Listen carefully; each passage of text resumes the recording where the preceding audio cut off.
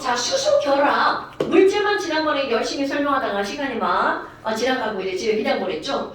그럼 이게 어떤 거냐면 조금 아까 얘기한 그 설명이요. 이런 겁니다. 누군가가 야, 수소 결합 물질이 뭐야? 그러면 이 수소 결합 물질이라고 하는 거는 전기음 성도가 좀 센 극성분자만 따로 뽑았다고 그랬잖아. 근데 거기에다가 어떤 정의를 갖다 집어넣었단 말이죠. 그렇다면 수소 결합 물질이 뭐야? 그러면 H와 F 또는 H와 O 또는 H와 N 이 직접 공유결합권 물질이 이게 바로 수소결합 물질이야. 그런데 수소결합은 도대체 뭐가 수소결합이니? 자, 우리 이렇게 쭉 그렸어. 그럼 여기 보면 야 이거 뭐야? 얘는 무슨 결합이야? 이렇게 하잖아? 수소결합을 쭉 배우다 보면 얘가 수소결합인가? 헷갈린단 말이죠. 그런데 절대로 아니죠. 여기는 O와 H 사이에 있는 이런 결합을 우리는 무슨 결합이라고 부르는 거야? 공유결합이라고 부르는 거죠. 그렇다면 수소결합이라고 하는 건 어떤 게 수소결합이니? 야, 물 있잖아. HOH. 그럼 전기름 성도 사이로 O는 마이너스 전기를 띠죠? H는 플러스 전기를 띠죠? 그러면 이웃하는 물 분자야. 그럼 분명히 여기 옆에 분자, 물 분자가 돌아다닐 거 아니야? 그럼 도대체 물 분자가 어떻게 돌아다닐 거니? H가 플러스다. 플러스네. 그러니까 그 옆에 있는 누구를 끌어당겨? H, 이리 와. 하면 안 되죠. 왜? H가 플러스니까 H야 나까지 이러겠죠. 그럼 반대 전기를 띠는 누구를 끌어당기는 거야? O, 이리 와야. 그러니까 이쪽 옆에는 O가 다가올 수밖에 없다는 거죠. 그러니까 얘와 얘 사이에 어떻게 당기는 거니? 자, 표현을 요렇게 합니다. 나뿐만이 아니라 모든 체계. 아유, 그럼 뭐요? O와 H, 분자 내부에 있는 이건 실선으로 표현해주죠. 그럼 여기는 분자와 이웃한 분자에 있는 O와 H 사이에는 점선으로 표현하죠. 그러니까 이렇게 묻습니다. A결합, B결합. 누가 수소결합이야? 이렇게 묻는 거죠. 그러면 결국 수소결합의 정의 한 분자의 H와 이웃한 분자의 O 또는 F 또는 N 사이에 작용하는 비교적 강한 정전기적 인력입니다. 비교적이란 말을 왜 쓸까요? 얘는 절대적으로 강한 힘이 아닙니다. 자, 이거 설명할 때 맨 앞에 계속 설명했었죠. 우리가 배우려고 하는 분자 간의 힘은 사실 약한 힘을 다루는 거라고요. 그러니까 내가 가열을 할 거야. 가열! 그럼 둘 중에 하나가 끊어지죠. 그럼 누가 끊어지니? 당연히 공유결합과 수소결합을 비교하면 누가 더 약한 결합이다. 수소결합이 더 약한 결합이다. 그러니까 물을 가열했어. 그럼 얘가 여기가 똑 끊어져서 휙 날아가고 이렇게 된다는 거죠. 대슈. 그럼 이제 선생님이 수소결합 이렇게 하나만 그렸는데 어떻게 되는 거냐면 우리 여기 아무 생각 없이 그냥 산소에다 이렇게 연결해놨잖아요. 그런데 실제로 조금 더 구체화시키면 우리 물 분자 하나에는 비공유 전자 쌍이 몇 쌍이 있어요? 2쌍이 있죠? 그럼 산소가 마이너스라고 할 때 그 마이너스가 똑같은 산소 부위에서도 강한 곳이 어디야? 라고 하면 바로 비공유 전자쌍이 있는 부분이죠. 그러니까 수소결합은 이렇게 해서 이웃한 분자의 H와 연결되는 거고요. 여기서도 이렇게 해서 이웃한 분자의 H와 연결되는 겁니다. 오케이? 그럼 여기도 마찬가지죠. 이렇게 해서 이웃한 분자의 O와 연결되는 거겠죠. 여기도 이렇게 해서 이웃한 분자의 O와 그럼 O에서도 그냥 O가 아니라 O에 있는 비공유 전자쌍이랑 연결되는 거야. 그러니까 실제로 물 분자 하나당 가능한 수소결합선은 한 줄, 두 줄, 세 줄, 네 줄. 수소결합이 4개나 만들어지는 거야. 물 분자 하나당. 그러니까 수소결합 물질 중에서 이렇게 물처럼 4개가 만들어지는 이런 것들이 결합력이 굉장히 센 거야. 그러니까 수소결합 물질 되게 많잖아? 그 중에 수소결합력이 제일 센 게 누구니? 그러면 바로 물입니다, 여러분. 그래서 물 분자의 끓는 점이 상당히 높은 거야. 자, 100도라고 하는 건 100도가 뭐가 높아요?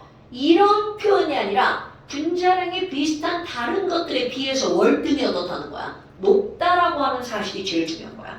오케이? 비교했을 때 그렇다는 거죠. 자, 요거까지 설명했어야 되는데 막 그냥 막 보냈어요. 자, 그렇다면 문제 푼 거 질문 한번 받아볼까요? 문제 또 어딨나? 자, 질문 한번 해보실까요?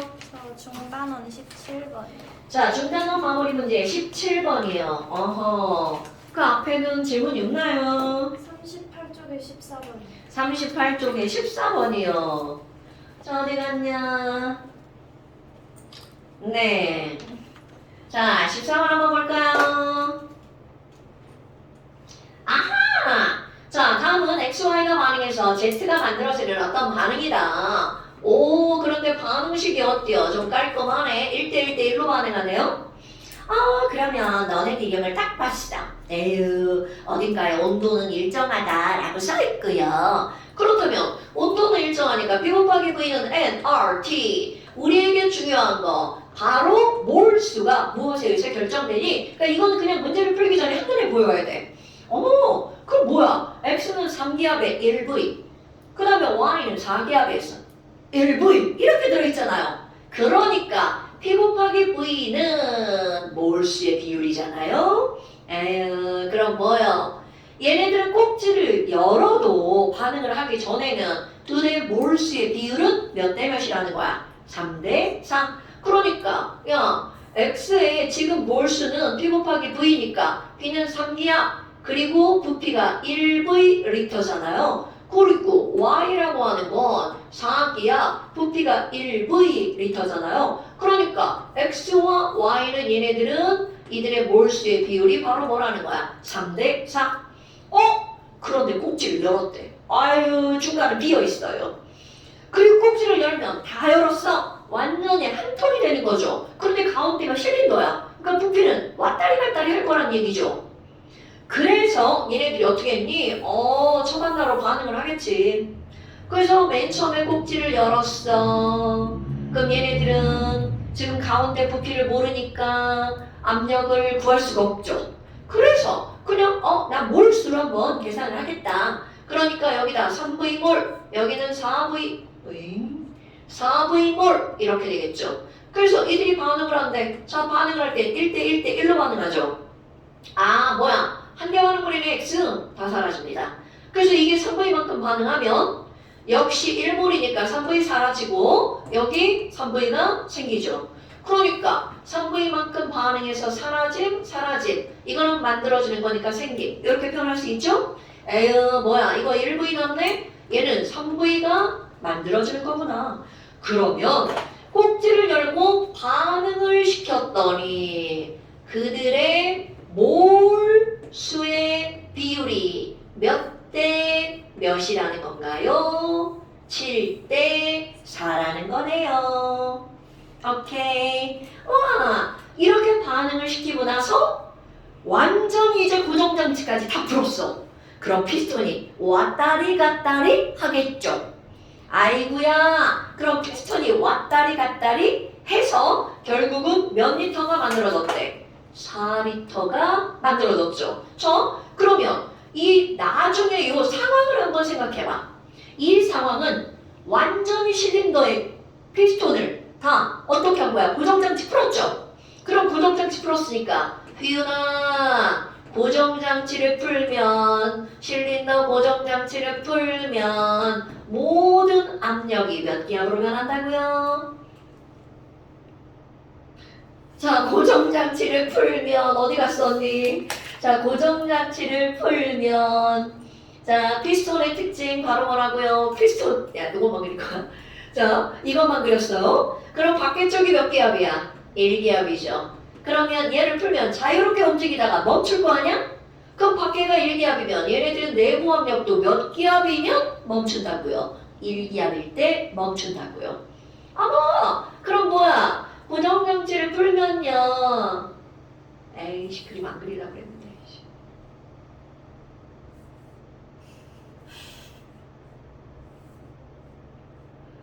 아이고, 자, 이렇게 됐죠. 그래서 얘네들이 막 움직이다가 여기가 몇 리터가 되었대? 4리터. 그럼 여기는 1V, 여기 여기도 1V. 이거는 고정이잖아요. 얘네 강철력이니까. 아유, 그럼 고정량지를 풀면 여기가 다 한 통이 되는 거니까 그 전체 기압이 몇 기압이라는 거야? 1기압이구먼. 오케이? 아이쿠! 그럼 얘네들은 여기 봐봐요. 부피가 1V와 1V 4리터잖아요. 그러니까 이때 부피는 얼마가 되는 거야? 2V 더하기 4리터가 되는 거죠. 지금은 문제 안 풀고 그냥 이것만 가지고 한 거예요. 자, 여기까지 이해가 되죠, 여러분? 그리고 기억. 자, 반응량 X와의 분자수의 비율은 당연히 3대4다. 기억번 당연하죠? 그리고 나서 니은번도 겁나 중요. 여러분, 이게 뭐기 때문에 지금 이런 시험 문제가 너네들이 좀 고민을 하는 거야. 실린더기 때문에 고민을 해주는 겁니다. 실린더는요, 내부에 아무리 뭔가가 달라져도 절대로 변하지 않는 거. 내부의 전체 압력은 항상 몇 기압이다? 1기압이다. 이게 실린더의 특징. 뭐야? 아니 그럼 여기는 전부 다 1기압인데 그 안에 누가 들어있는 거야? Y랑 Z가 들어있죠. 그런데 그들의 몰수가 몇 대 몇으로 비율로 들어가 있는 거야? 1대 3. 와흐! 몰수비는 압력의 비율이구나. 몰분율이구나. 이게 바로 몰분율을 설명하는 거야. 자, 전체 압력이 1기압인데 이 안에 누가 들어있다고요? Y와 Z가 몰수가 몇 대 몇으로 들어있다고요? 1대 3으로 들었다고요. 어머, 그러면 Y의 몰분율 얼마인가요, 여러분? 자, 몰분율이라는 건 전체 몰수 분의 그것의 몰수 4분의 1. 그럼 뭐야? 에이구, 전체가 1기압인데 Y가 차지하는 기압의 비율이 몇 분의 몇이라는 거야? 4분의 1이라는 뜻이죠. 이게 둘째 날 설명한 거. 두 번째 영상. 아이고! 그러면 결국은 전체가 1기압인데 Y가 차지하는 건 4분의 1이 얼마예요? 0.25 기압이구먼. 그럼 너무나 당연하게 Z는 4분의 3이죠. 그러니까 얘는 몇 기압이라는 거야? 0.75 기압 이렇게 되죠. 그래서 자, 니은 화면이 사라졌어. 0.75 기압이다. 그 다음에 디귿번 뭐가 나왔니? 아, 디귿번은요. 반응 후 Z 아니야 V는 2다. 그럼 V는 뭐야? 이거를 직접적으로 구하라는 얘기잖아요. 오, V를 어떻게 구하지? 자, 여러분, 우리 처음에 반응 전 그리고 반응 후 몰수의 비율이 몇 대 몇이야? 7대 4. 그런데 몰수의 비율이 7대 4인데 와, 그럼 뭐야? 아니, 반응 전과 반응 후가 몰수의 비율이 7대 4야. 그런데 지금 여기서는 우리가 구한 거는 이게 몇 V야? 7V. 그리고 4V여서 몰수가 몇 대 몇이라고 한 거야? 7대 4라고 했죠. 그런데 어머, 선생님, 아니 몰수가 7대 4인데 그거를 구할 수 있는 또 다른 방법이 있잖아요. 자, 고정장치를 풀었을 때 초록색 압력은 1기압이고요. 부피는 2V 더하기 얼마라는 거야? 4리터라는 거죠. 그럼 뭐야? 고정장치를 푼 후 처번나에서 나중에 몰수는 B 곱하기 V로 구할 수 있죠. 그러니까 결국은 몰수를 구하는 방법이 계산에 의해서 7대 4로 나왔잖아. 그런데 어떤 방법으로 몰수를 또 구할 수 있는 거야? B 곱하기 V로 또 구할 수 있죠. 그러니까 결국은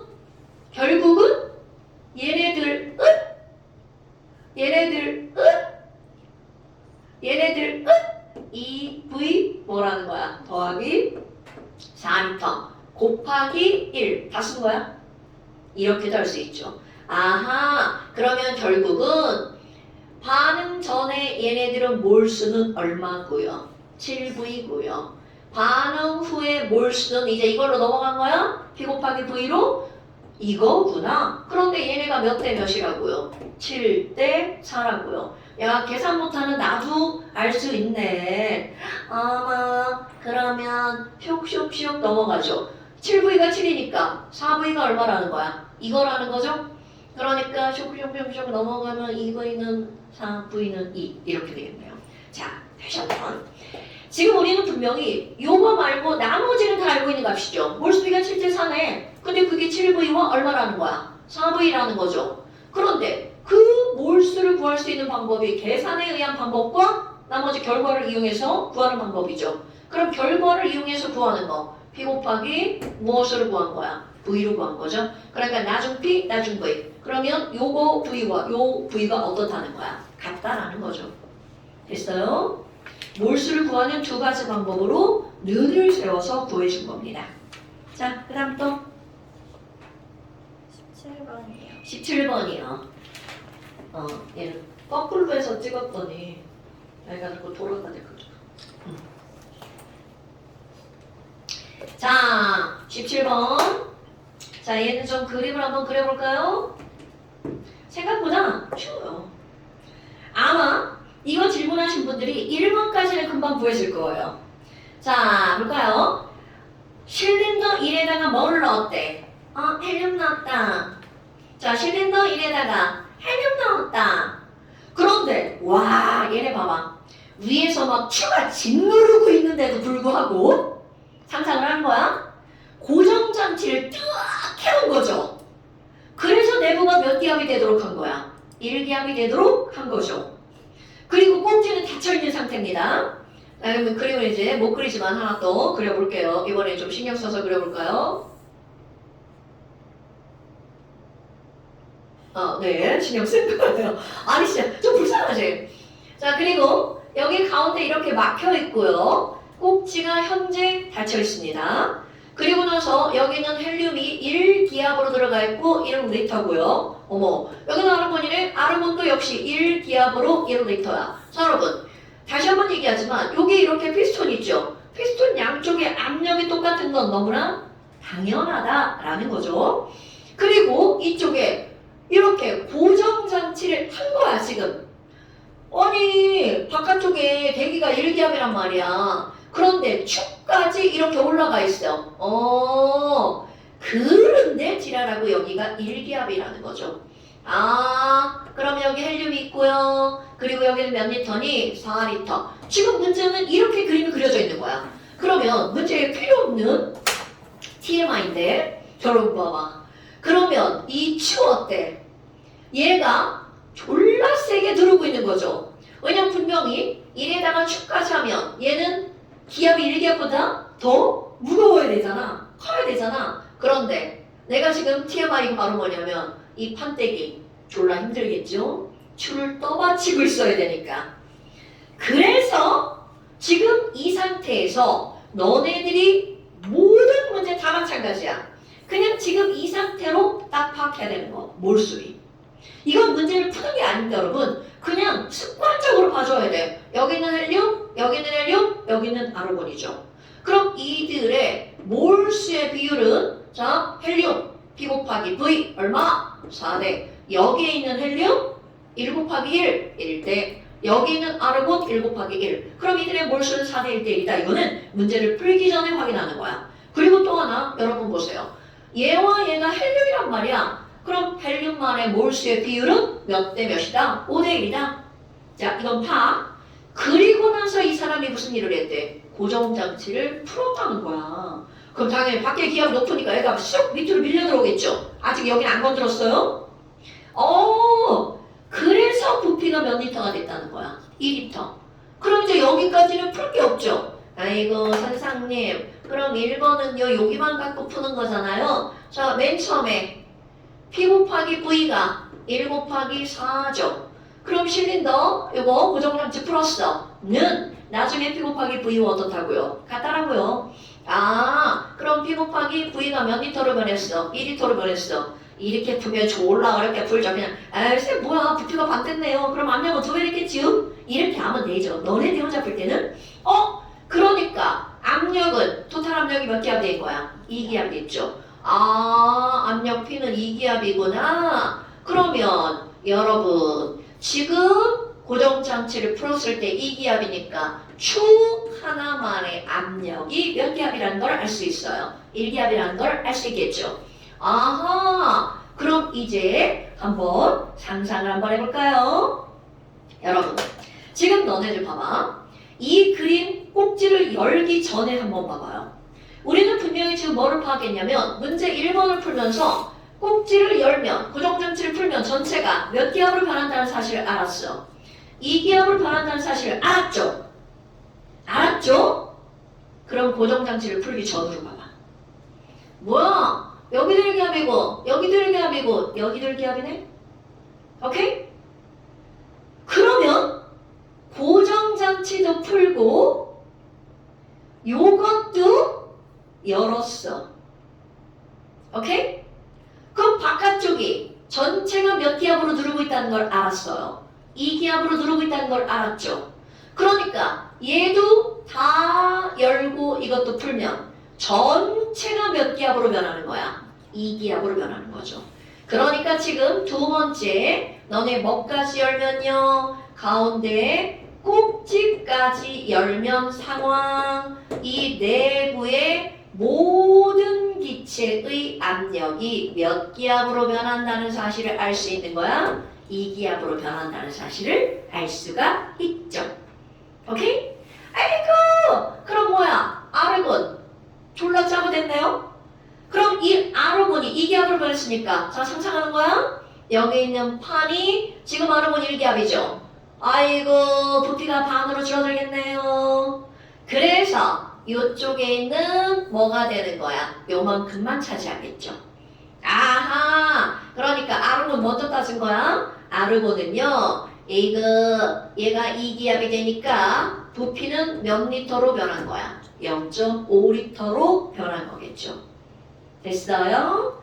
아이고 이런 그럼 너네 봐봐. 아니 그럼 전체 부피는 어떻게 될까요? 그럼 전체 부피는 어디와 비교할 거냐면 처음과 비교할 거예요. 이게 제일 쉽습니다. 처음에 전부 다 1기압이었죠. 그럼 전부 다 1기압일 때 4리터, 1리터, 1리터죠. 그러니까 총 몇 리터였던 거야? 6리터였던 거죠. 오케이? 그런데 처음에 6리터였는데 전체가 몇 기압으로 변한 거야? 2기압으로 변했죠. 그럼 전체가 몇 리터로 변해야 돼? 3리터. 그러면 처음에 전체 부피가 6리터, 꼭지를 연 후 전부 다 풀었어. 그때 전체 부피가 몇 리터가 된다고요? 3리터. 그런데 우리 조금 아까 아르곤의 부피가 몇 리터라는 걸 계산했어요. 0.5리터라는 걸 계산했죠. 그럼 선생님 왜 여긴 안 따져요? 자, 여러분. 이거 열면 얘랑은 어떻게 될까요? 혼합이 되잖아요. 그러니까 여기만으로 따진 게 아니라 이걸 먼저 따진 겁니다. 그러니까 연후에 아르곤은 조금 아까 0.5리터라고 했단 말이죠. 그러면 나머지 헬륨 기체의 토탈 부피가 몇 리터라는 거야? 2.5리터라는 겁니다. 그런데 또 하나 볼 게 있죠. 자, 파란색. 토탈 부피가 2.5리터라고 그랬어. 그렇다면 아까 여기부터 여기까지가 전체가 1리터였단 말이죠. 오케이? 어머나 그러면요. 요만큼이 0.5리터죠. 그러면 이만큼이 몇 리터가 되는 거야? 1.5리터죠. 오, 그러면 헬륨만의 부피가 2.5리터죠. 그럼 여기가 1.5리터니까 얘네들이 요만큼 내려와서 여기도 자 내려왔죠? 몇 리터로 변하는 거야? 오케이. 1리터? 몇 리터? 자 다시 요렇게 해서 헬륨만의 토탈 부피가 몇 리터가 된다고? 2.5리터. 그런데 오른쪽에 있는 헬륨이 몇 리터가 된 거야? 1.5리터죠. 그러면 여기는 몇 리터가 된 거야? 1리터가 된 거죠. 자, 됐나요? 여러분, 이게 지금 복잡한 게 뭐냐면 얘만 열었다가 나중에 다 열었죠. 만약에 처음부터 그런 과정 없이 그냥 다 열 거야 이렇게 하면 문제가 더 쉬워지는 거야. 자, 처음에 여기가 2기압이었어. 근데 이걸 한꺼번에 다 열었어. 그럼 전체 부피가 2배가 되는 거잖아. 그러니까 부피도 2분의 1로 줄죠. 그래서 전체 부피가 얼마라는 걸 알아요. 3리터라는 걸 안단 말이죠. 그러면 여기가 0.5리터니까 나머지 부피가 2.5리터야. 그리고 나서 얘와 얘를 나누는 거죠. 얘가 0.5리터니까 여기가 1.5리터. 그럼 여기가 1리터여야지만 헬륨들이 차지하는 부피가 2.5리터가 되겠죠. 됐나요, 여러분? 오케이. 자, 그래서 문제가 뭐야? 다해선 실린더 이 속에 들어있는 헬륨과 아르곤의 몰수의 비율을 구하세요. 어머, 그런데 우리는 이제 이거는 너무 쉽네요. 요만큼이 1.5리터고 요만큼이 0.5리터잖아요. 그럼 당연히 압력이 똑같으니까 요만큼과 요만큼의 부피의 비율이 곧 몰수의 비율이죠. 자, 요게 1.5리터, 요게 1리터. 그림을 따로 그릴 걸 그랬나? 한꺼번에 안 그리고? 자, 0.5리터, 1.5리터. 그럼 얘네들의 부피의 비율이. 그럼 여기 설명해 볼까요? 자, 그대로 쓸까요? 아르곤이 0.5리터. 실린더 안에 헬륨이 차지하는 왼쪽이 1.5리터. 따라서 이들의 몰수의 비율은 헬륨과 아르곤은 3대 1 이렇게 하면 되겠죠. 오케이? 자, 맨 처음에 1리터, 1리터, 아니 1기압, 1기압, 1기압이니까 얘네들은 전체 압력이 2기압이면 꼭지를 열고 고정장치를 풀면 전체가 2기압. 그러니까 부피는 반으로 줄어들어서 3리터. 오케이? 그런데 아르곤만 따로 있으니까 걔도 반으로 줄어서 0.5리터. 그럼 나머지가 헬륨 이렇게 되는 거죠. 쉽게 표현하면 그런 거죠. 됐어요? 자, 그 다음에 또 답만 써놓은 거예요. 네, 좋아요. 자, 그 다음 또 없어요? 아유, 왜? 아, 채점을 하나만 왔어. 자, 19번의 답이 뭐야? 14조. 아, 늦게 풀었구먼. 아하하하, 딱 나왔어.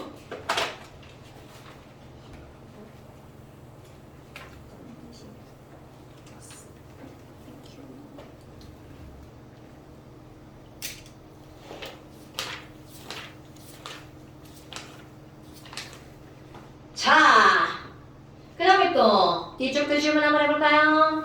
자, 분산력 50페이지 없어. 자, 51페이지 없어. 아싸, 좋아.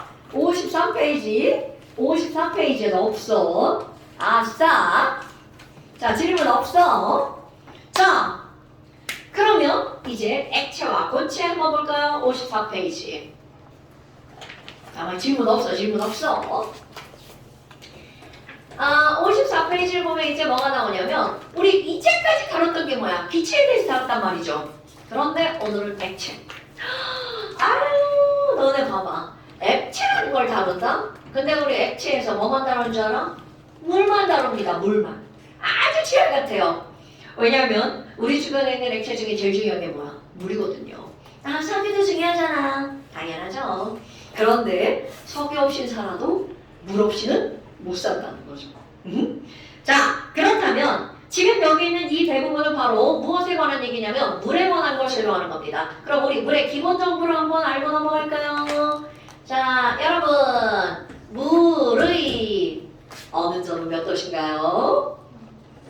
0도시죠. 자, 물의 어느 점은 우리 뭐라고 표현하냐면 freezing point, FP라고 씁니다.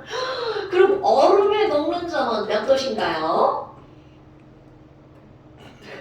너무 어려운 거 물어봤죠? 자, 얼음에 녹는 점 0도시죠. 그러니까 결국은 melting point나 FP나 똑같은 거죠. 단지 뭐가 달라? 여름 수어냐, 밤 추어냐? 중학교 1학년 과정이죠. 그럼 둘 다 0도시죠. 이거 모르는 사람 아무도 없죠? 그럼 얘네들의 끓는 점은 boiling point. 이제 앞으로 한글 안 쓰고 얘를 쓸 겁니다. 아이고, 그럼 얘네들은 몇 도신가요? 100도씨가 되겠죠. 다 알고 있어요. 그렇다면 이들의 밀도를 한번 알고 넘어가 볼까요? 자, 우리 물의 밀도 얼마라고 알고 있나요?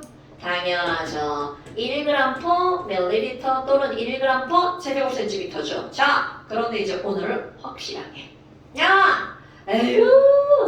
모든 물이 다 그런 줄 알아? 아니야. 사도시물만 그래.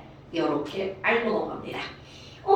아니 그러면 얼음의 밀도는 얼마나 되는데요? 자, 우리 얼음의 밀도는 이거는 이제 물보다 얼음이 가볍다는 거 다 알고 있죠? 자, 외울 겁니다, 여러분. 얼음의 밀도는 약 0.92g per milliliter입니다. 얼음은 온도에 따라 구별하지 않을 거예요. 아하, 그럼 이게 물에 대한 가장 기본적인 정보. 그런데 우리 이런 물의 특성을 크게 두 가지로 구별합니다. 다른 것도 한번 해볼까요? 자, 물은 곰돌이, 대가리처럼 몇 가지로 생겼죠? 중심각도. 자, 우리 물 분자의 각도 이거 몇 도인가요, 여러분? 오케이, 104.5도 이렇게 들어가죠. 그렇다면 지금 여기 있는 얘네들의 비공전대상 두쌍이 있죠. 또 다 아는 사실입니다. 수소 전기음성도 얼마인가요? 2.1. 산소 전기음성도 얼마인가요? 3.5. 좋아요. 그럼 여기 가운데 공유한 전자를 누가 세게 끌고 간다고요? 산소가 세게 끌고 가죠. 그럼 너무나 당연하게 산소는 부분적으로 마이너스 전하를 띠고요. 수소는 부분적으로 무슨 전기를 띠는 거야? 플러스 전기를 띠죠. 그래서 우리는요, 이 물 분자는 첫 번째 바로 극성 분자라는 거죠. 그럼 물이 도대체 극성이기 때문에 어떤 성질을 나타내니? 라고 하는 걸 너네들이 이제 알고 넘어가는데 극성 별게 없어요. 아니 그러면 물 분자가 극성 때문에 나타나는 성질, 극성에 의한 성질 이게 뭐가 있어요? 라고 하잖아? 야, 전기를 띄워. 그럼 전기를 띄는 또 다른 물질 어떻게 해? 1번 나 플러스인데 너 당기고 싶다. 이렇게 전기를 띤 또 다른 물질을 끌어당겨서 물속에 집어넣습니다. 이런 걸 우리는 뭐라고 하는 거니? 바로 용해성이라고 부르죠. 물은 특징 용해성이 크답니다. 그렇다면 우리 용해성이 크다는 건 물이 극성이다 보니까 또 다른 극성 분자뿐만이 아니라 전기를 띠는 물질을 어떻게 한다고요? 끌어당긴다고요. 그래서 극성 물질을 용해시키는 힘이 상당히 큰 거야. 그럼 말을 뒤집어봐. 아니 그 뭐야? 전기를 띠지 않는 물질은 물에 녹는다 안 녹는다? 안 녹는다 라는 뜻입니다. 그럼 비가 왔어요. 비가 왔네요. 자, 우리 공기를 한번 생각해 볼까요? 공기 N2 몇 퍼센트인가? 78%. 자, 지민아, N2 극성 분자야, 목성 분자야? 오케이. 공기 중에 O2 21%. 비윤아, 극성 분자야, 목성 분자야? 화학을 배운 지 너무 오래돼서 다 까먹었죠? 자, 목성 분자죠. 그런데 어떻게 따지는 거냐면 분자 구조가 대칭이잖아? 무극성이야. 이거 되게 단순한 거예요. 저 내가 이산화탄소를 그릴 거야. 이산화탄소 완전 대칭 구조죠. 무극성 분자입니다. 오케이? 0.03%. 아르곤 딸랑 하나밖에 없잖아. 완전 대칭이죠. 무극성 분자입니다. 0.92%. 자, 그럼 생각해봐. 공기를 이루고 있는 이런 모든 기체들은요, 다 무극성 분자입니다. 이런 전기를 아끼는 거구나. 그러니까 어제도 비가 좀 왔죠? 며칠 전에 비도 밤에 겁나 왔더라고요. 비가 엄청나게 왔어. 자, 비는 물이죠. 물은 무슨 분자야? 극성 분자죠? 그럼 아무리 비가 와도 공기 중에 있는 이런 놈들은 자, 녹는다 안 녹는다? 안 녹는다. 얼마나 다행이야. 막 비 왔는데 애들 막 다 녹아내려가 봐. 막 산소 없어가지고 막 웃기 산소 막 이런 거 아니야. 그런데 그런 일이 없단 말이죠. 그러니까 자연계가 되게 오묘한 거죠. 그렇다면 결국은 이 공기는 무슨 분자이기 때문에 녹지 않는다. 얘네들 공기를 이루고 있는 분자들은 전부 다 무극성 분자이기 때문에 전기를 띠지 않아? 녹지 않습니다. 어머나. 그럼 이렇게 극성 물질을 녹여내는 거야. 그럼 이런 것들이 우리 삶에 굉장히 중요한 역할을 한단 말이죠. 첫 번째, 바로 뭐가 나오니? 우리의 혈액을 한번 생각해 보세요. 여러분, 혈액의 대부분은 뭘까요? 물입니다. 물 속에 이것저것 있죠. 그러면 이 혈액이라고 하는 것은 어떤 양분 또는 물질을 어떻게 하는 기능을 하는 거니? 녹여서 우리 몸에 여기저기로 운반하는 역할을 하는 거야. 단백질 녹이죠. 사실 아미노산이죠. 지방산과 글리세롤 녹이죠. 무기염류 녹이죠. 바이타민 녹이죠. 뭐 하나 까먹은 것 같은데 포도당 녹이죠. 이런 것들이 다 녹는 거야. 그런데 그들을 녹일 수 있는 이유들, 지금 내가 말한 것들이 전부 다 무슨 성이기 때문이라는 거야? 극성 분자기 때문에 녹는다는 거죠. 그런데 어머 선생님, 산소 어떡할 거예요? 산소는 무극성이잖아요. 안 녹잖아요. 당연하죠. 그러니까 혈액이 직접 운반할 수 없으니까 그것만 운반하는 적혈구가 따로 특화돼서 유전적으로 만들어진 거죠. 오케이? 그러니까 결국은 산소는 물에 녹지 않기 때문에 적혈구가 필요한 거야. 그럼 물에 녹는, 혈액에 녹는 애들은 그런 게 다 필요가 없다는 거죠. 됐습니까, 여러분? 아, 별게 아니구나. 그 다음에 이런 거 시험 문제는 안 나오지만 여러분, 빨래를 할 때 뭘로 하나요? 아, 세제로 하죠, 세제. 그런 거 말고 지금 이거 연결되는 거. 자, 그럼 이렇게 물죠. 야, 빨래를 할 때 물로 하냐, 기름으로 하냐? 당연히 빨래를 뭘로 한다는 거야? 물로 하죠. 뭐야? 이게 무슨 상관이지? 여러분, 물이 빨래에 묻어있는 때를 대부분 어떻게 하는 거야? 녹여내는 겁니다. 근데 안 빠지는 거 있잖아요. 당연하죠. 그래서 그런 것들은 어디가 세탁소 가죠. 드라이하게 클리닝하죠. 그럼 그 드라이하게 클리닝한다는 말이 무슨 얘기야? 물이 아니라 기름을 써서 빨래를 한다는 거죠.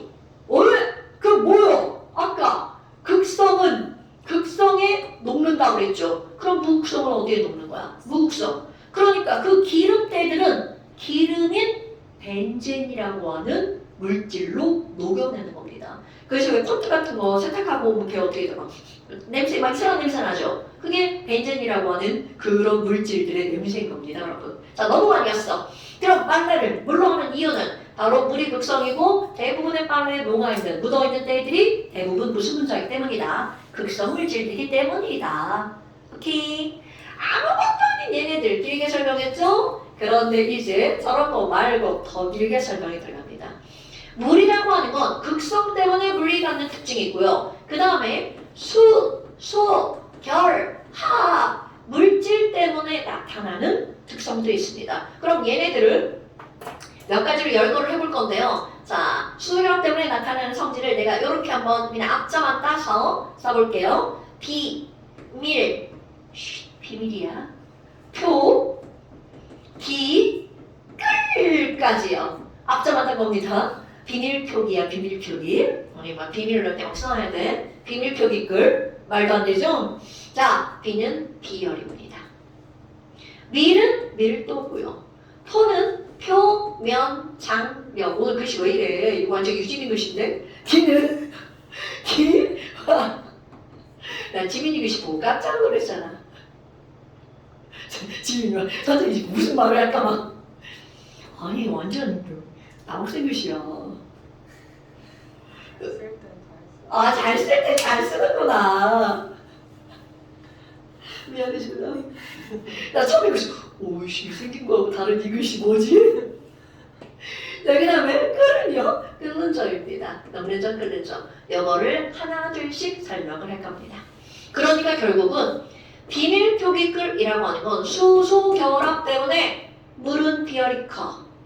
물은 밀도가 얼음보다 커. 표면 장력이 액체 중에 제일 커. 분자 중에 제일 커. 기화열 졸라 높아. 다 크죠? 끓는 점 매우 높아. 이런 게 전부 다 뭐 때문이라는 거야? 수소결합 때문에 나타나는 성질이라는 뜻입니다. 자, 그렇다면 이 중에서 실제로 시험 문제에 제일 많이 나오는 건 바로 밀도입니다. 이거 신기하죠? 아니, 그렇다면 이런 밀도를 설명할 때 우리는 어떤 것들을 좀 알아야 되냐면 얼음의 구조를 좀 알아야 됩니다. 얼음의 구조는 다음 시간에 시험 봅니다. 그림 그리는 겁니다. 와, 우리 물 분자 있잖아요. 물 분자 요 따위로 예쁘게 생겼잖아요. 그럼 얘가 이제 얼 거야. 그럼 언다는 건 내가 물분자면 이웃한 물분자가 이렇게 가까이 다가오는 거죠? 그럼 얘도 가까이 다가가는 거죠? 그런데 아무렇게나 마구마구 다가가는 게 아니라 수소결합 플러스와 마이너스에 아주 밀접한 관련이 있도록. 그렇다면 여기는 수소. 와, 나 수소인데 나는 플러스야. 그러니까 너무나 당연하게 이 은, 탄, 물 분자에 누가 옆에다 나온다고요?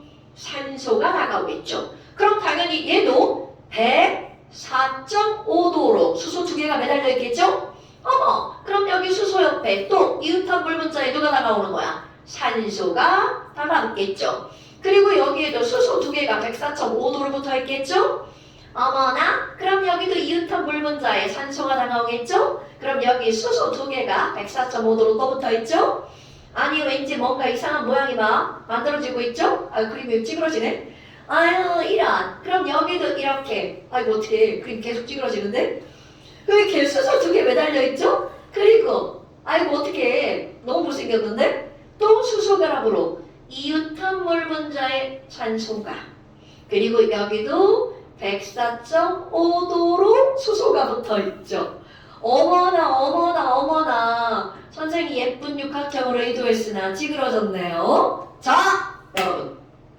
얼음은요, 이웃한 H2O와 무슨 결합을 하기 때문에, 수소 결합을 하기 때문에, 이렇게 고체가 되면서 육각형을 만듭니다.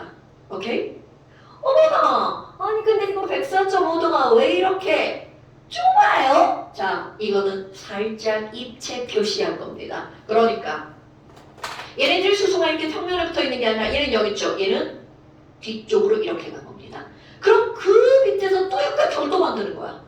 그리고 또 육각형을 만들죠. 그러니까 우리가 얼음을 볼 수 있다면 육각형의 터널이 쫙 이렇게 있는 거죠. 그런데 문제는 바로 뭐냐면 이 육각형이라고 하는 이 빈 공간이, 자, 빈 공간이 문제가 되는 겁니다. 중학교 1학년 과정. 물을 제외한 모든 물질은 액체가 고체로 변하잖아요.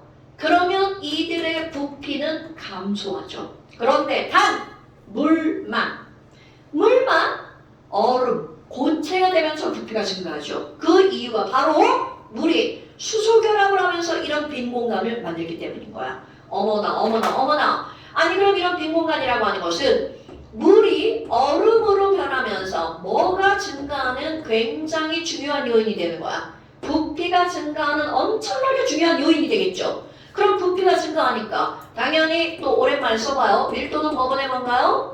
부피분의 질량이죠? 그럼 물 분자 개수가 달라지는 게 아니니까 질량은 그대로죠? 그럼 부피가 증가하니까 밀도가 어떻게 된다는 거야? 감소한다는 거죠. 아하, 그럼 얘네들은 밀도가 감소하는 거구나. 그러니까 결국은 야, 왜 얼음이 물에 떠? 라고 하는 걸 설명할 수 있는 이유. 자, 얼음이 만들어지면서 육각형의 뭐를 만든다고요? 빈 공간을 만들기 때문에 얼음이 물에 뜨는 겁니다. 오케이? 자, 다음 시간에 이거 그림 그리기 시험 볼 거예요. 그럼 너네들이 이런 그림을 그리면서 육각형에 빈 공간이 생기는 거구나. 그래서야, 그래서. 그렇다면 너네 봐봐. 내가 아까 뭐라고 했냐면 물을 제외한 모든 물질은 부피가 누가 더 커야 돼? 액체가 더 크죠. 그런데 물만 얼음의 부피가 더 크단 말이야. 그럼 이게 뭐 때문이니? 수소 결합을 하기 때문이다 라고 하잖아? 아니 그럼 선생님 수소 결합을 하는 거 물 말고 졸라 많잖아요. 당연하죠. 그럼 얘는 두 가지를 동시에 만족해야 돼. 물이 구분형이면서 수소 결합을 하는 겁니다. 그래서 구분형인 거 많아요. 수소 결합을 하는 것도 많아요. 그런데 물 분자가 처럼 구분형이면서 수소 결합을 하는 건 이 세상에 딱 뭐밖에 없다고요? 물밖에 없다고요. 그래서 물만 이런 특징이 나타나는 겁니다. 됐어요? 그럼 너네 봐라. 얘들아, 얼음이야. 자, 얼음의 빈 공간을 우리가 깨버리면 걔는 더 이상 얼음이 아니라 뭐가 되는 걸까? 물이 되는 겁니다. 그래서 저 밖에 있는 얼음 있죠? 우리는 너무나 당연하다고 생각하는 거야. 얼음을 밟았어. 밟으면 뭐로 변하죠? 물로 변한단 말이죠. 밟으니까 당연히 물 되는 거 아니에요? 그게 바로 뭐 때문이라는 거야. 밟으면 이 육각형의 공간이 깨져버리는 겁니다. 그래서 물로 변하는 거야. 여기 스케이트 타시는 분 두 분이나 있는데요. 여러분, 스케이트 날은 뭉뚱그려야 돼, 날카로워야 돼? 날카로워야 되죠. 그럼 이게 날카로워야 되는 이유가 바로 뭐니? 여러분, 이게 얼음 덩어리라고 하잖아요. 얼음 자체는 절대로 미끄럽지 않습니다. 신기하죠? 얼음 자체는 안 미끄러워요. 그런데 얼음 위에 물이 생기잖아요? 그러면 마찰력이 현저하게 줄어듭니다. 그래서 얼음 위를 얼음이야 안 미끄럽네. 그냥 손을 문지르면 안 미끄러워요, 얼음. 그런데 스케이트 날로 딱 밟고 일어서는 순간 내가 밟은 곳에 얼음이 뭘로 변하는 거야? 물로 변하는 거야. 그러면서 거기만 이렇게 미끄러지는 겁니다. 오케이? 그럼 이런 것들 또 어디서 생각할 수 있냐면, 너네 겨울에 눈이 왔어. 사람이 다닌 데만 얼음이 없어요. 눈이 없어요. 눈도 얼음이잖아요. 그럼 그 이유가 뭐니? 바로 이겁니다. 여러분, 사람이 밟아서 얼음의 육각형 구조를 깨버린 거야. 그래서 물로 변한 겁니다. 오케이? 아무것도 아닌 사실이 바로 그런 걸 다 설명하는 거야.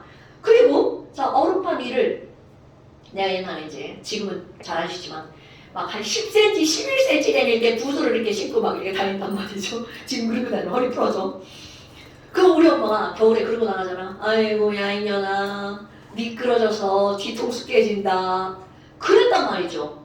그럼 하이힐을 신으면 왜 미끄럽냐? 이게 바로 똑같은 겁니다. 자, 힐을 신고 눈을 이렇게 밟았어. 그러면 거기 있는 눈만 녹아가지고 물로 변하죠. 그럼 밑에까지 막 눈이 다 녹으면 좋은데 위에만 녹고 아래만 녹는 거야. 그러니까 칙 미끄러지죠.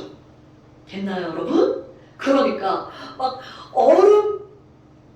얼어버린 강물을 지나가요. 얼어버린 강 위를 지나가야 돼. 그럼 신발 신고 가면 어떻게 돼? 이래만 막 미끄러워가지고 막 이렇게 가죠. 그런데 그 미끄러운 이유가 뭐 때문이라고? 물 때문이라고? 그럼 이제 센스 있게 양말을 벗어요. 그래서 신발 위에다가 양말을 신어요. 그럼 내가 밟으면 이렇게 깨지는 거 당연합니다. 근데 그 양말이 뭐를 흡수해버려? 물을 흡수하죠. 그러면 절대로 미끄러지지 않습니다. 그러니까 봐, 선생님 당연하잖아요. 천이니까 안 미끄러운 거 아니에요? 아닙니다, 여러분. 천이니까 안 미끄러운 이유는 바로 물을 걔가 흡수했기 때문에 안 미끄러운 거야. 자, 그 이유의 상황을 상상할 수 없죠. 막 거기 다 달라붙어가지고 막 졸라 무거워지겠죠. 거기까지 상상하지 말고요. 자, 얼음이라고 하는 것은 압력을 가하면 뭘로 변한다고요? 물로 변한다고요. 중요한 겁니다. 당연한 건데. 자, 당연하죠. 그렇다면 지금 이런 얼음의 구조를 기억하고 있고요. 그러면 여기 이제 성질 중에 첫 번째 바로 뭐가 나오는 거니? 밀도를 한번 볼 거예요. 아니 온도에 따른 밀도는 어떻게 변할 거니? 자, 밀도 변화 그래프 그립니다. 다음번에 이 그래프도 시험입니다, 여러분.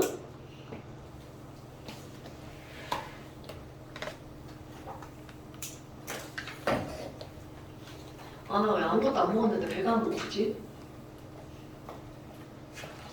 고파 영상인데. 자, 그러면 온도에 따른 변화. 중요한 단어를 썼어. 밀도 변화. 아하, 가로축은 온도고요. 세로축은 밀도예요. 자, 물의 밀도는 얼마라고요? 1. 자, 여기는요. 어떤 숫자까지 할 거냐면 1.빵빵빵빵까지 들어갈 겁니다. 자, 밀도 그리는 방법이야, 이거는. 아니, 지금 잠깐 시험을 벌써 하는 거야? 아니, 우리 두 언니가 잠깐 시험을 펴고 막 잠깐 시험을 피리피리 하시네요. 자, 이거 어떻게 그릴 거냐면요. 밀도 그릴 때 그리는 방법이야. 1.빵빵빵빵. 여기네요? 그러면 이걸 내려요. 4도시지? 그러니까 4도시를 먼저 이렇게 그려버리는 거야. 자, 4도시를 먼저 그리는 겁니다. 네, 지금 이거 영어 하나 때문에 생각나는 게 얼마 전에 우리 딸이 서울에서 이사를 가는데 보증금을 입금해야 되잖아. 난 이제 입금할 준비를 하고 딱 하고 있었어. 근데 갑자기 뭘 또 함께 넣으라는 거야. 그래서 그걸 수정하고 다시 이렇게 하다가 동그라미 하나를 덜 보냈잖아. 그러면 첫 단위에서 동그라미 빠지면 돈이 엄청 줄어드는 거 알지? 그럼 그 계산을 하기가 엄청 힘들다? 원래 첫 단위에서 100단위 보냈어. 그걸 빼서 나머지를 보내야 되잖아. 또 잘못 보냈잖아. 그 동그라미 하나 때문에 나 진짜 완전 바보 됐잖아. 자, 갑자기 영화 하나 때문에 그거 생각났어요. 자, 4도시죠. 그런데 이거를 읽을 때 어떻게 읽을 거냐면 4도시 이후로 모든 물의 밀도는 4도시가 최대입니다. 오, 그럼 이쪽으로는 점점점점점점점 줄어듭니다. 오케이? 아니 그럼 여기로는요. 자, 여기도 점점점점점 줄어듭니다. 그런데 이쪽은 별로 중요하지 않아요. 이제 여기서 어느 정도 내린 다음에 0도시다. 그리고 여기다 뭐라고 쓸 거니? 0도시 물의 밀도는 0.9999입니다. 뭐야 이거 진짜 왜 이렇게 재수없냐? 그런데 중요한 건요. 아주 미미하지만 4도시물보다 0도시물이 가볍다는 거죠. 오케이? 그럼 너네 생각해봐. 반대편 할게요. 4도시물이 모든 H2O라는 그런 식을 갖고 있는 밀도 중에 가장 큰 밀도입니다. 그래서 이게 과학으로 가볼까요? 바닷물.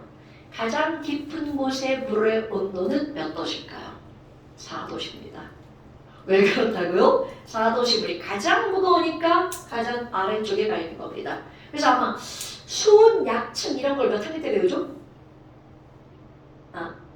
어디서 들어봤어? 심해층. 2학년 때 배웠죠?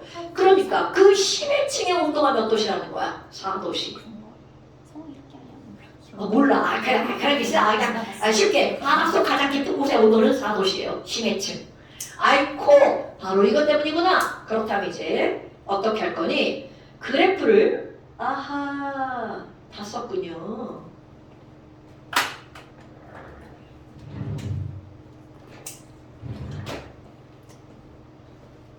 자, 그럼 이제 지금 여기서 이렇게 나왔는데 그래프를 요렇게 자를 거예요. 여기도 요렇게 자를 거예요. 왜냐? 얘 완전 급강하거든요. 이건 뭐예요? 여기 0도시라면서 맞습니다. 여기는요 0도시에 물만 있을 때입니다.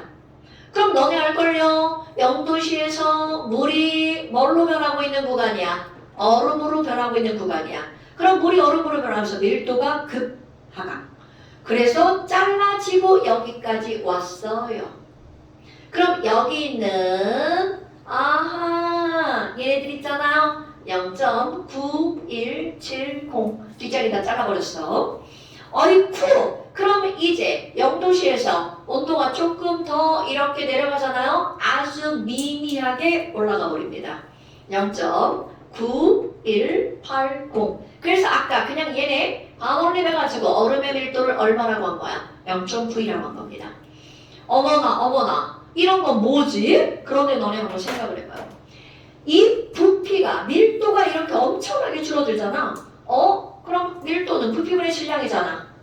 그렇다면 지금 여기에 있는 얘네들이 얼마나 그래프를 만약에 이걸 생략하지 않고 그린다면 얼마나 길게 그려야 되니? 여러분 지금 여기 0.999g 1.0000을 1cm로 그린다고 생각해봐. 그렇다면 0.9999와 0.9170은 몇 cm인가요?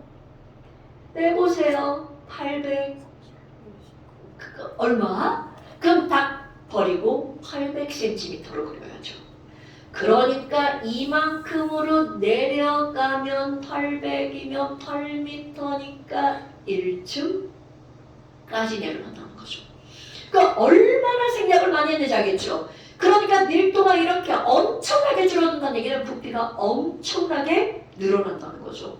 아하, 그러면 지금 이런 그래프가 이렇게 나왔어요. 근데 아니 선생님 그럼 부피 그래프가 어떻게 그려요? 여러분 부피는 약간 쉬워요. 왜냐면 밀도가 반비례죠. 그럼 대략 그리면 돼요. 부피. 자 여기서 시작할 거야. 자, 띵, 띵, 띵. 이게 부피 변화 그래프입니다. 그러니까 이건 형태만 알면 돼요, 여러분. 부피가 제일 작은 게 어디야? 아이고, 여기 와야 되는데 뭐 사도시가 밀렸네요? 사도시.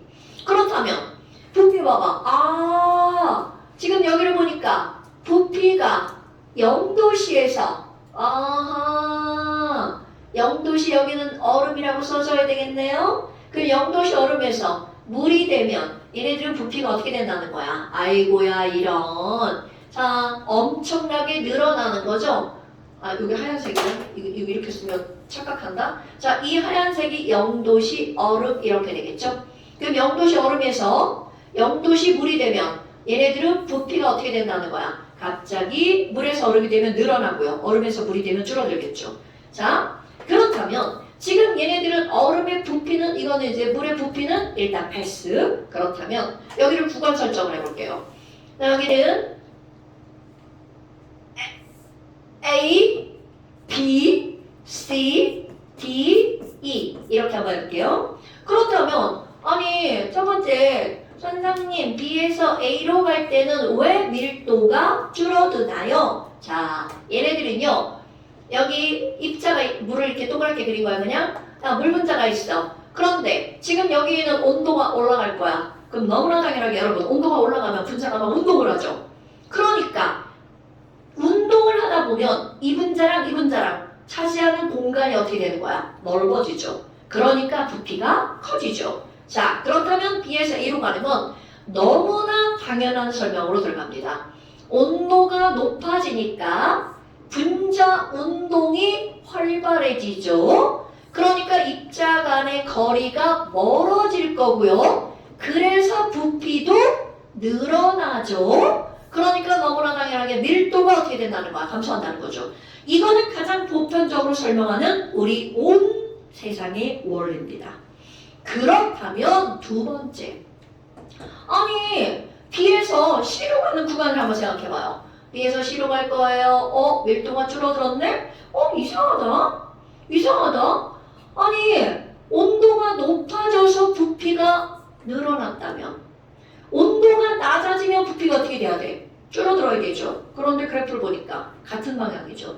그러면 바로 여기에서 수소결합의 설명이 나오는 겁니다.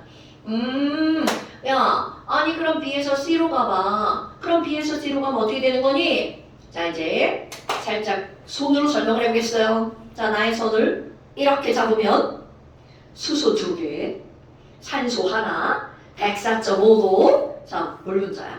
그럼 4도시 물은 부피가 제일 작잖아. 자, 4도시 물은 밀도가 제일 크죠? 부피가 제일 작죠. 그럼 어떻게 되어 있다고 상상하면 되냐면 이렇게 구부형인 애들이 끼어 들어가 있다고 상상을 하시면 돼요. 자, 이렇게 지그재그로 끼어 들어가니까 다 모여 있죠. 그래서 밀도가 제일 크고 부피가 제일 작은 거야. 이렇게 되어 있네. 저 운동을 합니다. 나 운동해. 4도시야. 이러면서만 운동하고 있는 거야. 그런데 3도시가 될 거야. 그럼 이렇게 운동하던 얘가 이렇게 운동이 느려지겠죠? 그럼 어떤 일이 벌어지니? 이렇게 막 움직일 때는 여기 있는 수소가 여기 있는 산소를 끌어당기기가 쉽다 어렵다. 자 다시 원래는 여기 있는 수소가 산소랑 이렇게 수소 결합을 해야 되죠. 그럼 당연히 4도시에서 수소 결합을 하고 있는 놈도 있고 끊어진 놈도 있는 거야. 움직이니까. 그런데 4도시일 때 이렇게 움직였어요. 근데 3도시가 되잖아? 움직임이 약해지니까 이 수소가 아싸 기회다. 산소 이쪽으로 와. 그럼 얘가 어떻게 되겠어? 살짝 틀어집니다. 다가가는 거야. 자 2도시가 돼서 더 느려지죠? 그러면 더 틀어집니다. 3도에서 2도 1도 0도가 되잖아? 그럼 얘네들이 이렇게 육각형이 이렇게 육각형이 되려고 애들이 이렇게 틀어지는 거야. 그래서 얼음이 되면 완전히 이 모양이 만들어지는 거죠. 그렇다면 자 4도 3도, 2도, 1도가 되죠. 그럼 이렇게 틀어지면서 부피가 늘어납니다.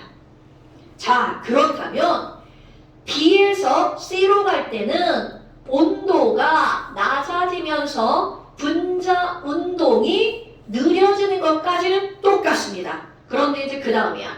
분자 운동이 느려지면서 물 분자들의 수소 결합력이 어떻게 된다고요? 증가한다고요. 왜? 온도가 느려지니까 전기력이 강해지겠죠. 그럼 수소 결합력이 강해지니까 얘네들은 점점점 수소 결합의 육각형을 형성하겠죠. 그래서 육각형을 어떻게 하는 거니? 형성하고 있는 중이야. 틀어지죠? 그럼 아직 육각형은 안 되는 거니까 부피가 조금 늘어납니다. 그러니까 밀도가 조금 줄어들겠죠. 그게 바로 어디에서 어디라는 거야? 4도시에서 0도시 물로 갈 때입니다. 어머나 어머나, 그럼 너네 봐봐. 자, 호수의 물을 한번 생각해 볼까요? 여러분 해당 안 됩니다. 겨울이야. 와, 대밤 춥다. 그럼 온도가 추운 날 점점 떨어지겠죠. 그럼 만약에 얘가 4도였어. 그럼 4도시면 알지.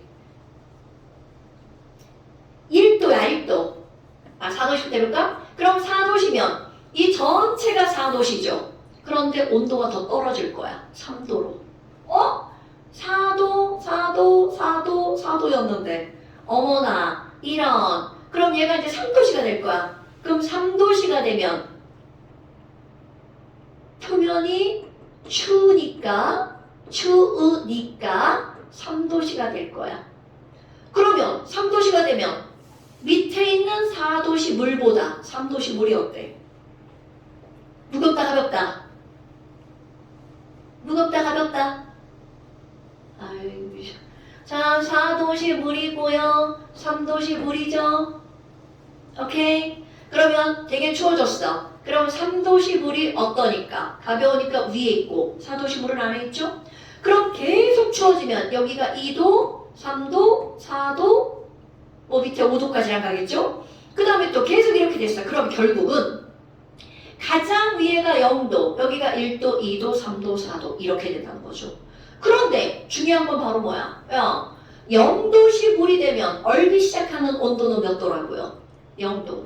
그러니까 결국 바로 0도시 물이 있는 곳부터 얼기 시작하는 거야. 그러니까 아니 지금 B에서 C로 갈 때 4도시는 아래에 있고 0도시는 위에 있는 거네? 그래서 너네들 이거를 가지고 우리는 뭐를 할 수가 있니?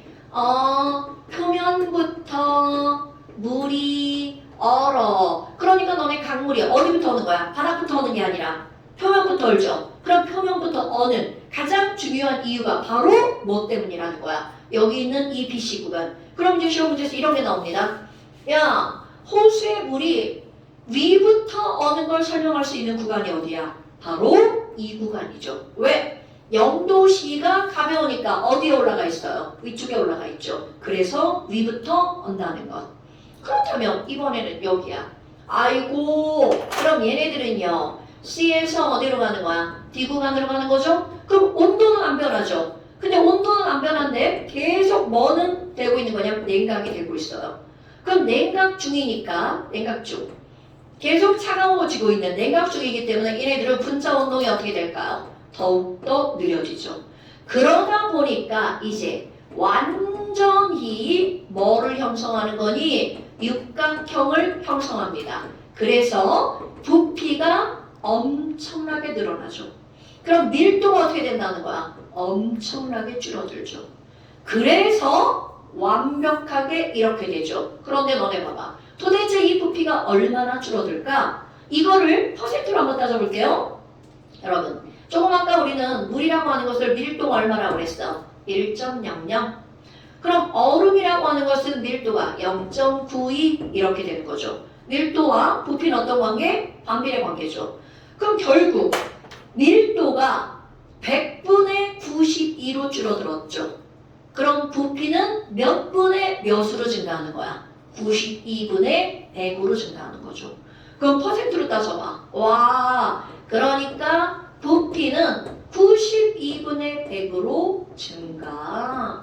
퍼센트로 따지면 몇 퍼센트인가? 약 10%. 오케이? 그러면 10%가 부피가 늘어나는 거야. 널 10% 하면 되게 작게 느껴지지만 실제로 엄청 크죠. 그래서 이런 걸 집에서 실험할 수 있는 거 없네? 자, 페트병. 페트병에다 물을 넣어요. 가득 담으면 터지니까 큰일 나죠? 니네 다 알잖아. 페트병에다 물 넣어가지고 뚜껑 닫고 냉동실에 넣었어. 그럼 걔 어떻게 돼? 막 빵빵해지죠. 그래서 얘가 막 굴러다닌단 말이야. 그럼 그때 늘어난 부피가 약 몇 퍼센트라는 거야? 10%. 됐어요, 여러분? 자, 그래서 결국은 이런 것들 때문에 시험 문제 나오는 거 바로 이런 겁니다. 너네 수도관이 동파했다 이런 말 들어본 적 있나요, 여러분? 들어봤어. 나는 경험도 했어요. 그럼 이런 수도관이 동파한다는 게 바로 뭐니? 근데 사실은 수도관이 터지는 건 아니에요. 수도관 터지면 난리 납니다. 왜 수도관이 아닌 거냐면 원래는 수도관은 강철이야. 얘가 터지면 큰일 납니다. 그런데 뭐가 터지는 거냐면 수도관과 관 사이에 여기가 집이고요. 니네 엘리베이터 딱 내리잖아? 아파트? 여기 눈을 살짝 바닥에 밑으로 돌리면 문 여는 곳이 있어요. 그러니까 현관문하고 엘리베이터 사이에 거기를 열어보면 진짜로 이렇게 돼 있습니다. 여기에 막 눈금 막 써 있어요. 그럼 이게 뭐냐면 우리 집으로 이렇게 들어오는 물을 얼만큼 쓰는지 그걸 측정하는 계량기예요. 그럼 이 계량기를 읽으려면 당연히 여기가 뭐여야 돼? 유리여야 되죠. 여기로 지나가는 물이 얼어서 유리가 깨지는 거예요. 그래서 이런 걸 수도관 동파라고 하는 거야. 그럼 수도관이 동파할 수 있는 가장 큰 이유는 바로 어느 구간이니? 여기에 있는 CD 구간으로 수도관 동파를 설명할 수 있다는 거죠.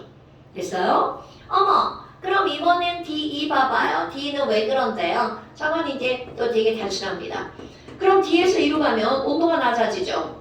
그럼 온도가 낮아지면 분자 운동이 느려지는 거 당연하죠? 그럼 그 다음 자, 어떤 일이 벌어지니? 여러분, 여기 있는 물 분자의 운동이 낮아지죠? 그럼 어떤 일이 벌어지냐면 바로 여기부터 여기까지 길이, 이거를 우리는 뭐라고 하는 거냐면 수소결합 길이라고 합니다.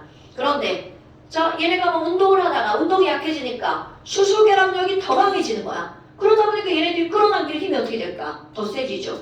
그렇다면 0도씨일 때는 이만한 육각형이었는데 요 길이가 짧아지니까 조금 더 작은 육각형이 만들어지는 거야. 그러니까 부피가 줄어들죠.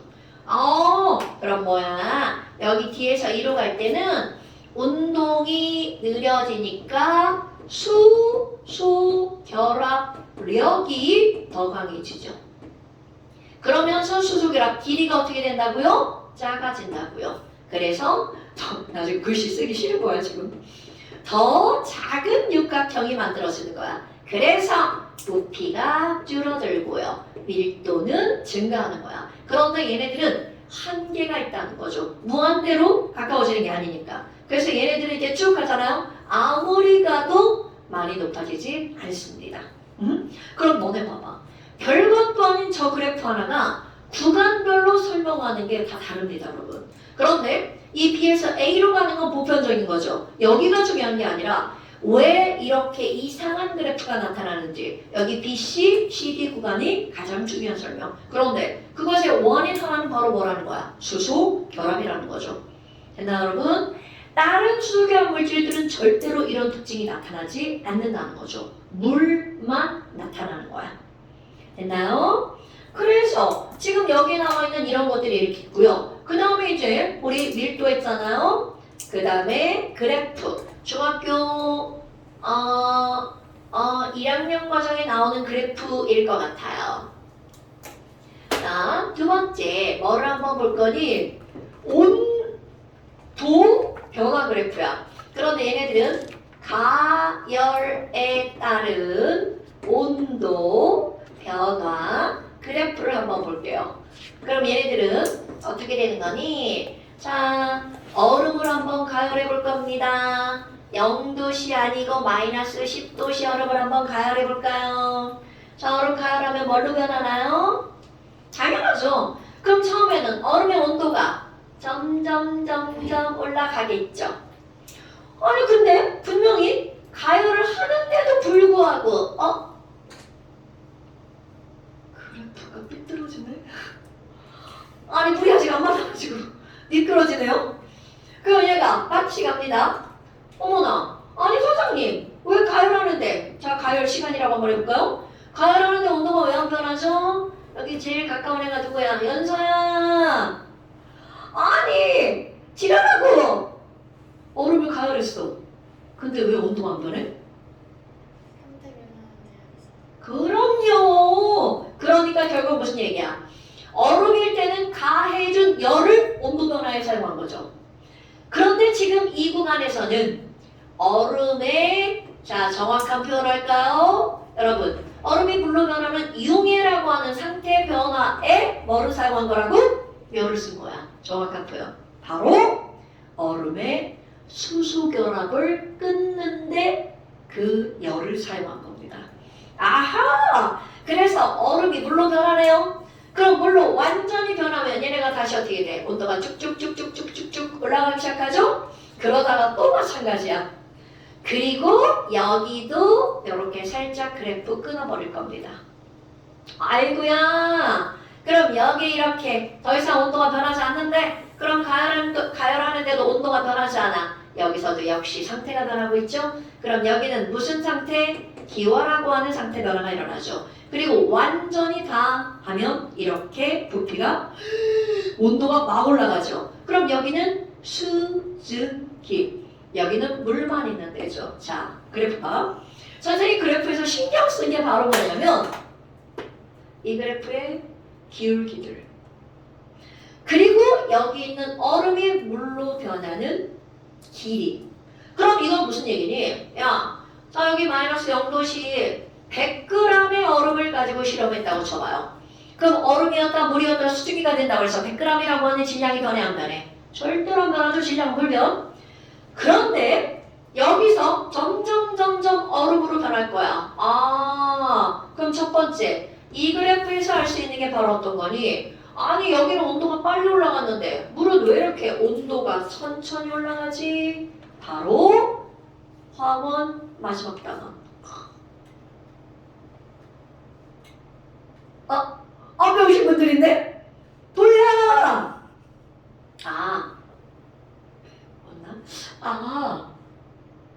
바닷가에 갔어. 바닷가에 간 지가 언제인지 기억도 안 나네. 자, 바닷가에 갔어.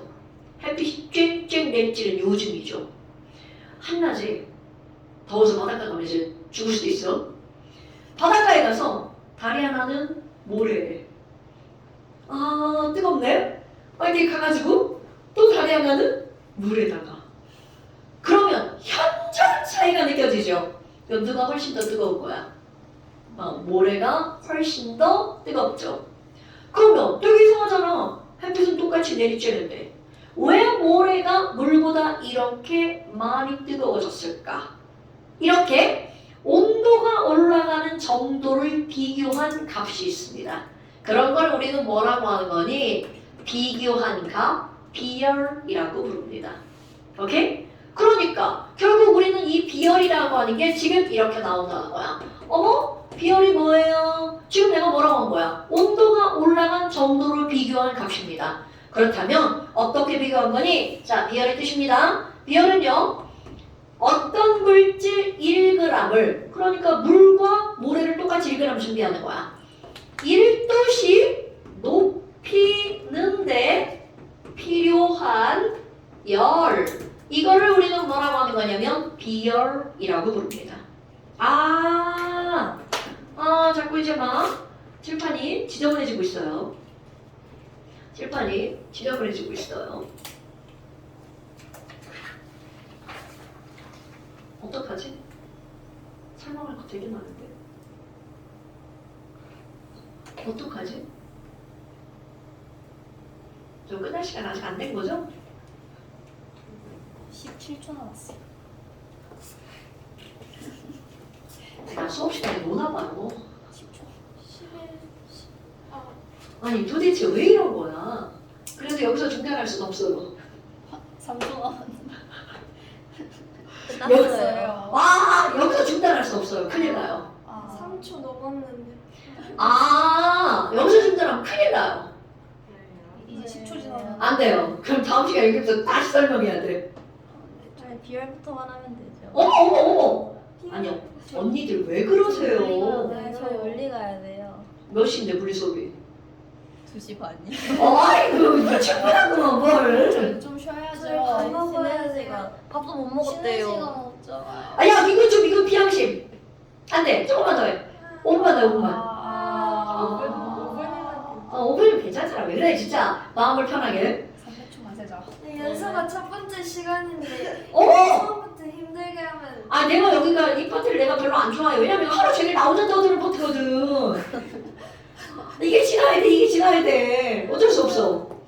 자, 물 1g을 1도씨 높이는 데 필요한 열량이 바로 뭐라고요? 비열. 그러면 물의 비열은 커먼센스. 자, 외웁시다. 1칼로리 per 그램 도시야. 이 말이 무슨 얘기냐면 물 1g을 1도씨 높이는 데는 몇 칼로리가 있으면 돼? 1칼로리가 있으면 되는 거야. 그런데 아까 모래 얘기했었잖아요. 모래 비열. 모래는요 0.3칼로리 per 그램 도시. 여기는 얼음이니까 얼음으로 해볼까요? 얼음의 비열은 0.5칼로리 per 그램 도시. 오, 물과 모래를 설명했으니까 얘를 가지고 예를 들어볼까요? 여러분, 물과 모래에다가 나 3칼로리를 공급할 거야. 그럼 thinking. 아니 물은 1g을 1도씨 높이는데 1칼로리만 있으면 되는데 3칼로리 공급했어. 몇 도 상승하죠? 당연하죠. 3도 올라감. 그런데 모래 봐봐. 헐. 1도 올라가는데 0.3칼로리가 필요한데 3칼로리를 공급했대. 그러니까 얘는 몇 도 상승하는 거야? 그럼요. 이렇게 온도가 올라가는 정도를 비교한 걸 뭐라고 한다고요? 비열. 그런데 중요한 건 비열이 작을수록 온도가 많이 올라간다는 거죠. 오케이? 와, 뭐야? 그러면 온도가 많이 올라가네? 그러니까 결국 비열이 클수록 온도의 변화가 어떻다는 걸 나타내는 거야. 작네. 자, 그럼 이 그래프를 통해서 우리는 뭘 할 수 있니? 여러분. 얼음이 온도가 올라간 기울기. 물이 온도가 올라간 기울기. What do you? 온도 변화가 누가 더 급격하게 된 거야? 얼음이 급격하게 된 거죠. 그러니까 우리는 이 그래프를 통해서 뭐를 할 수 있니? 얼음과 물의 비열을 비교할 수 있죠. 아하, 그럼 얼음의 비열을 외우고 물의 비열을 외우는 게 아니라는 거죠. 그럼 물의 비열이 이렇게 큰 이유가 물이 무슨 결합을 하기 때문이니? 수소 결합을 하기 때문. 근데 왜요? 자 여러분, 온도가 올라가려면 얘가 어떻게 돼야 돼? 막 활발하게 움직여야 되죠. 그런데 문제는 수소 결합을 끊지 않으면 그렇게 활발하게 움직일 수가 없다는 거죠. 수소 결합을 끊는데 에너지가 많이 필요하기 때문에 얘네들은 온도가 천천히 올라갈 수밖에 없다는 뜻입니다. 됐나요, 여러분? 아하, 결국은 물의 비열이 이렇게 큰 이유가 뭐 때문이라고요? 수소 결합 때문이라고요. 그 다음에 자, 이 부분을 볼까요? 여기는 융해가 되는 거죠. 똑같이 물 100g인데 융해가 되는 데는 시간이 요만큼만 필요해. 그런데 기화가 되는 데는 시간이 이만큼이 필요하죠. 그럼 융해열이 더 크니 기화열이 더 크니? 이거 대략 1대5예요. 그러니까 얼음을 녹이는데 10분이 필요했다면 그 얼음을 녹인 물을 끓여서 그대로 수증기로 몽땅 다 변화시키는 데는 50분이 걸린다는 뜻이에요. 그러니까 융해가 될 때 필요한 융해열보다 기화가 될 때 필요한 기화열이 어떻다는 거야? 다르다는 거죠? 아이고 누가 훨씬 더 크구나. 기화열이 훨씬 더 크구나. 그럼 우리는 이 단순한 그래프를 통해서 비열과 기화열, 융해열을 비교할 수 있다는 거죠. 됐나요, 여러분?